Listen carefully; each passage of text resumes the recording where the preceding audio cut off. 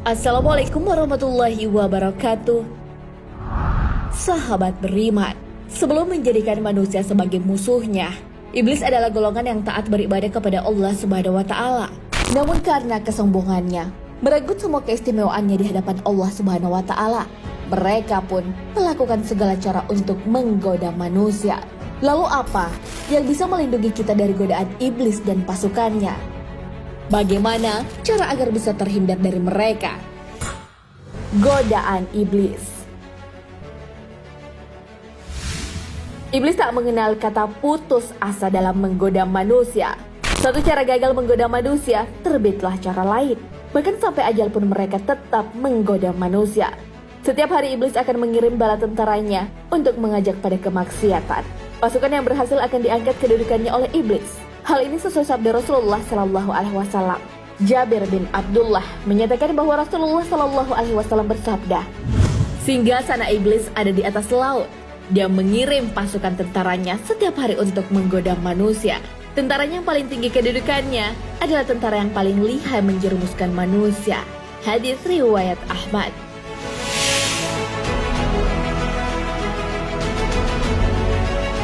Tentu saja ada cara untuk menghalau godaannya, yaitu dengan memohon perlindungan kepada Allah Subhanahu wa taala. Jika Allah memberikan perlindungan kepada hambanya, tak satu pun makhluk yang bisa menyakiti.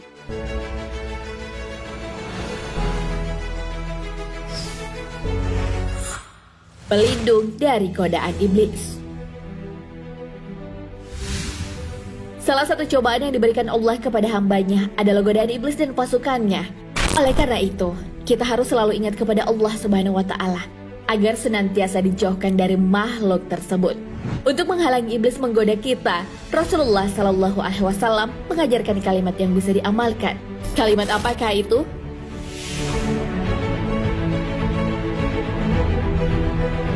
Diriwayatkan oleh Al-Hafiz Al-Maushili dari Abu Bakar Asy-Shiddiq. Rasulullah bersabda, "Bacalah la ilaha illallah. Tidak Tuhan yang berhak disembah kecuali Allah. Dan astagfirullah. Aku meminta ampun kepada Allah. Dan perbanyaklah." Karena iblis berkata, "Aku membinasakan anak Adam dengan dosa. Dan mereka membinasakanku dengan la ilaha illallah dan astagfirullah." Lanjut setan mengatakan, "Ketika aku melihat itu, aku membinasakannya dengan hawa nafsu." Dan mereka menyangka bahwa mereka adalah orang-orang yang mendapat petunjuk.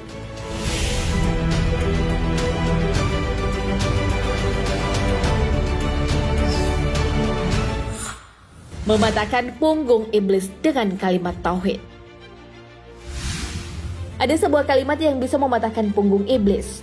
Terkait kalimat ini, Imam Mujahid berkata, "Tidak ada sesuatu pun yang mampu mematahkan punggung iblis melebihi kalimat la ilaha illallah." Tak hanya itu, kalimat tauhid mampu mengantarkan kita ke surga jika dibaca di akhir hayat. Hal ini sesuai sabda Rasulullah Shallallahu Alaihi Wasallam. Barang siapa yang akhir perkataannya sebelum meninggal dunia adalah la ilaha illallah, maka dia akan masuk surga. Hadis riwayat Abu Daud.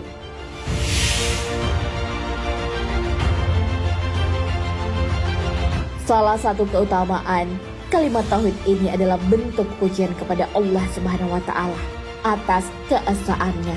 Diucapkannya kalimat ini sama saja dengan menenangkan hati dan menyatakan keesaan Allah.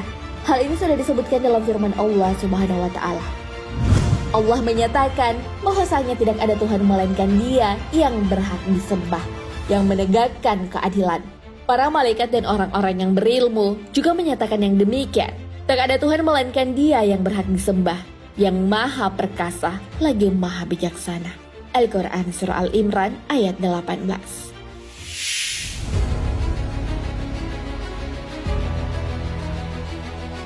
Tak heran, kalimat ini adalah kalimat yang disukai oleh Allah Subhanahu wa taala. Lepas kalimat tauhid dijadikan sebagai hal mulia dan bermanfaat serta merupakan pondasi agama. Hal ini sesuai dengan perkataan Syekh Abdul Razak bin Abdul Muhsin Al-Abad Al-Badar Hafizahullah. Beliau berkata, "Ketahuilah wahai saudaraku, semoga Allah memberi Anda petunjuk kepada ketaatan dan taufik untuk mencintai Allah." Bahwa kalimat yang paling agung dan paling bermanfaat adalah kalimat tauhid. La ilaha illallah.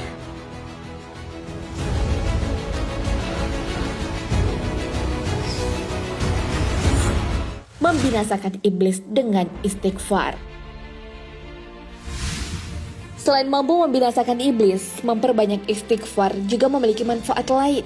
Orang yang membacanya akan diberikan jaminan dari Allah Subhanahu wa Ta'ala untuk diberikan kelimpahan rezeki dan keberkahan di dalamnya. Setiap dosa meninggalkan noda hitam sehingga menghapusnya adalah istighfar. Hal ini sesuai dengan firman Allah Subhanahu wa Ta'ala. Dan mohonlah ampunan kepada Allah, sesungguhnya Allah Maha Pengampun lagi Maha Penyayang. Al-Quran Surah Al-Muzammil ayat 20. Orang-orang yang membiasakan diri untuk membaca istighfar akan diberikan kemudahan dalam menghadapi segala urusan.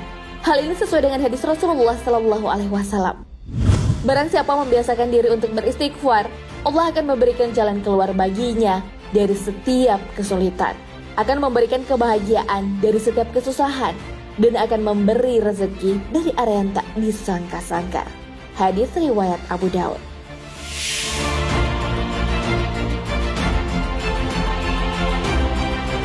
Sahabat beriman, siapa yang tak ingin mendapatkan kenikmatan yang berlangsung terus-menerus? Tentunya tak ada yang menolak.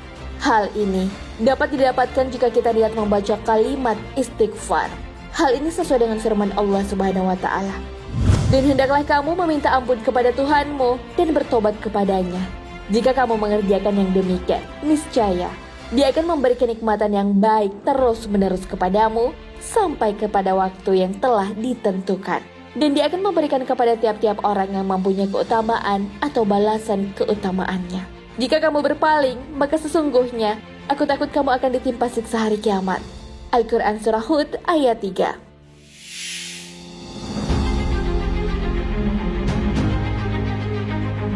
Nah, sahabat beriman, itulah kalimat paling dahsyat yang bisa mematahkan punggung iblis. Mereka tak pernah menyerah dan menjalankan misinya. Bisa membinasakannya dengan kalimat tauhid dan istighfar. Selain bisa menjauhkan dari godaan iblis, kedua kalimat tersebut juga memiliki banyak manfaat lain. Kita tahu bahwa iblis akan mengajak kepada kemaksiatan sampai ajal menjemput. Oleh karena itu, meminta pertolongan kepada Allah adalah solusinya. Hal ini sudah disebutkan dalam Al-Quran. Hanya kepadamulah kami beribadah, dan hanya kepadamulah kami memohon pertolongan.